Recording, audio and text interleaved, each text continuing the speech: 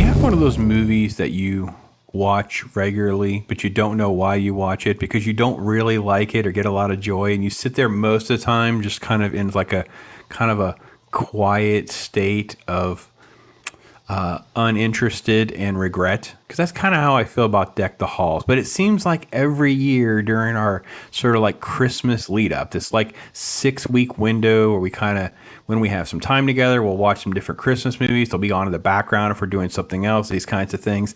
And this one was one that made the rotation. And I thought to myself, like every year we end up throwing this movie out there. And every year I have just so much regret of why I'm watching this movie. But yeah, Deck the Halls is I'm going to put in quotes, comedy, because there are moments that are supposed to be funny, and there are moments, I mean, to me, this is the point now where it has been reduced to like a level of amusing. Like it's so slightly interesting that I'm just not there anymore. Matthew Broderick, Danny DeVito, it's fine. That's Kristen Davis, who plays Matthew Broderick's character's wife, Kelly, and then of course Kristen Chenoweth, who is the lady who I know more from Pushing Daisies, but I know she's been in other stuff too. She's actually a very, very talented lady who can sing, and she's done a lot of really, really good stuff. But this is basically just the bizarre neighbor moves in next door story set with a Christmas background against someone who is kind of a buttoned up Christmas tradition guy. And this other person, Danny DeVito's character, comes in and turns the whole world in the apple cart sort of upside down. And that's pretty much the premise of the movie. It's from 2006, as you can see from this trailer. Let's jump to some of the elements in this film. I will say I don't dislike sort of the Americana elements that the film tries to go with. I think some of those kinds of things are actually nice and pleasant. I will say I don't really see Matthew Broderick as this. Yeah, I feel like the way she does with her rolling of her eyes. That's his daughter. So I just feel that so much of the characters are just not particularly interesting, and I just don't really care for them. So I think this is the problem. So Matthew Broderick to me felt very miscast as I rewatched it this last time. I just sat there thinking to myself, part of the problem is he's not really believable as this character. Like it just isn't. He's the dentist and he's all buttoned up. He's got this teenage daughter and this in the son, and this is kind of how it's playing. And he's got like these. He's playing like goofy dad. And what it is he's not comedic enough to be like a Chevy Chase. And he doesn't have any sort of outlandish characteristics. And where Matthew Broderick really shines, of course, is being like this Ferris Bueller gag man, just back and forth. We saw it with Biloxi Blues and some of the other stuff he'd done early in his career.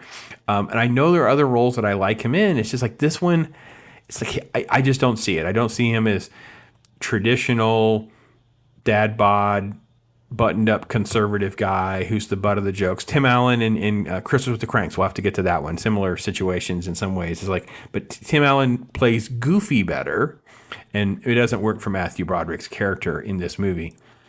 Yeah.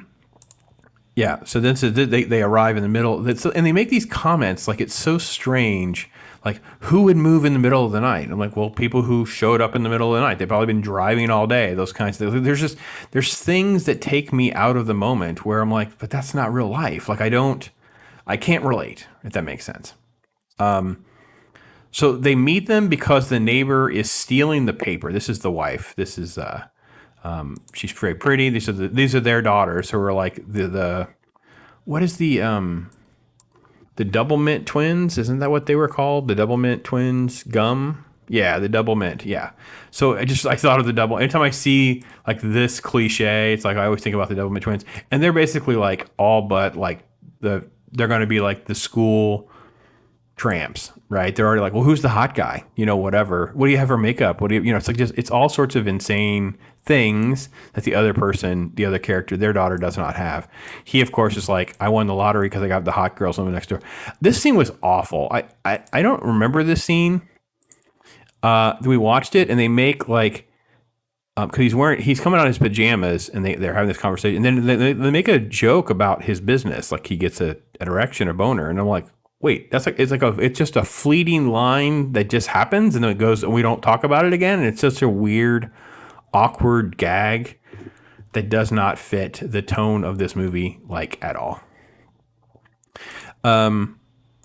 So the weird twist is the Doublemint twins show Danny DeVito's character that you can see stuff from space.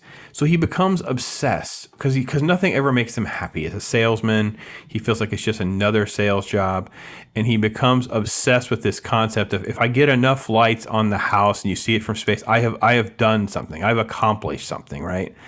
So that's pretty much what ends up happening, and it's all of these like gags at everyone else's expense, goofy physical gags, goofy things that basically put Matthew Broderick's character as the butt of the jokes, or he's being set up to have his life ruined. So this is a scene where, and this is so strange. You guys will have to tell me, this obviously it's a thing, right? So people will grow their own Christmas trees over the course of years. So like each year, I guess they're planting a new one, chopping down another one. So this is them cutting down their tree, and what they don't realize is they knocked over this gas can, and it's just going to burn them all down. Ha, ha, ha, yeah. So it's just this sequence of events that ruin his life and all of that.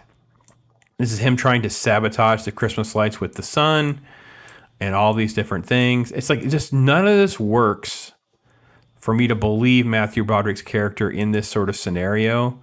And then he does these dumb things. Like he agrees to give him a car and then later hits him with the payments. And you're like, well, yeah, I don't quite understand what you thought was going to happen. So, falling off the roof gags, shooting like Roman candles at their house, setting the tree on fire in their house, and then like the slutty girl thing, which turns out to be all their daughters, and he gets caught in the awkward moment of all that. I don't know. This was even at the end, I just feel like I hated the end of the movie too, because I felt like Christmas Eve, they take down the lights. The wives have left the house because they're also mad. And then suddenly the two of them have worked out their issues, and they have this string of lights that goes from the motel back to the house. And you're like, okay, you know how long it takes to hang Christmas lights? It's just such a I know I have an easier time with suspension of disbelief believing superhero movies than I do this kind of stuff. So, and here I am. Again, I sat through it. So now my goal is to figure out, how do I get through the rest of the year and not have to watch it again? I've done my one time, and that's going to be my take. We'll see how I do. You guys, I will keep you posted if I somehow succumb and fall to the pressures of Mrs. Pops and others to turn this movie back on again. I cannot believe we watched this. So there you have it, folks. Would you have a movie that's like this, especially at Christmas time, where you're like, I really don't like it, but we do keep watching it? And part of me is like, I don't know why. Maybe I'm alone. Hopefully you guys are going to tell me I'm not alone. That would be good. Good for my soul. So thanks, everybody. I am Pops.